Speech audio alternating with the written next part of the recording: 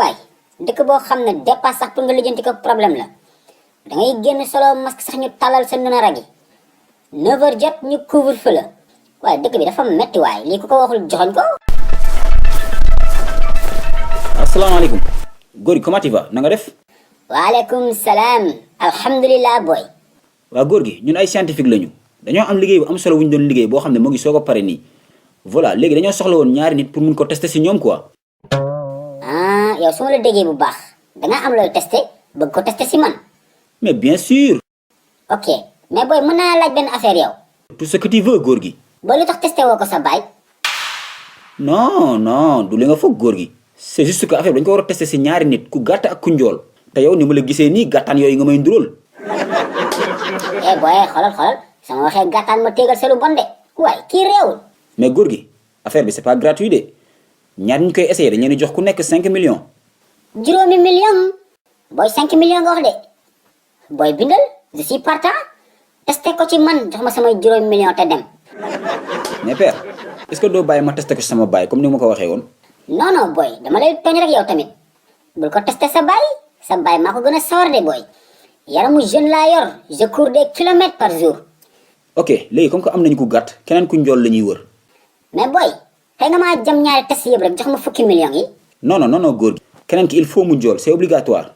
mais boy man am naa xarit bu njool sax il s'appelle Xaali sama doomu ndey la lu ma dugg def ci takk ripp laa la wax.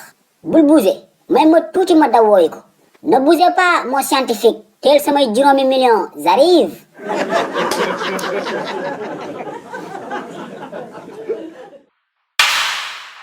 waa boy scientifique kii laa la doon wax c'est mon ami il s'appelle Xaali mu ngi jox ku nekk 5 millions nga def sa test si ñun. mais góor gi xanaa balaa ngaa laaj 5 millions nga xam ban test la ñuy def si yéen ba pare. boy je te donne le feu vert boy vas-y yaay bañ. ok léegi simeeku leen ñu commencé.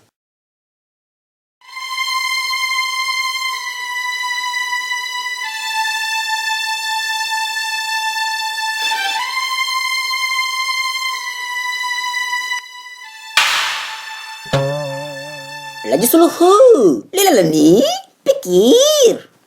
hey li la nii pikiir.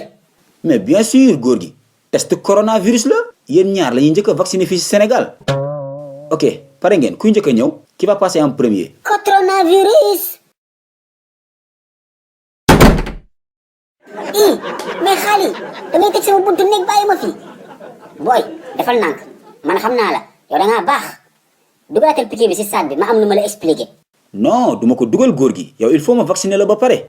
déedéet booy doo ma vacciner de defal nànk yéen waxoo leen woon président la ñuy njëkk a vacciner fii ci Sénégal. waaw booy loo may toppee nii.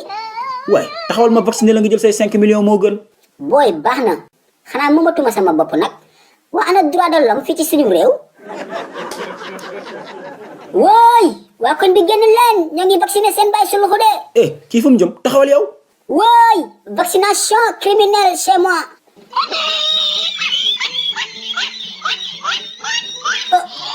waaw seetaan nga ba pare.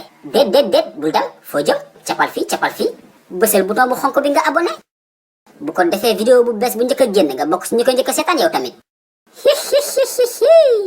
je vous aime I love you.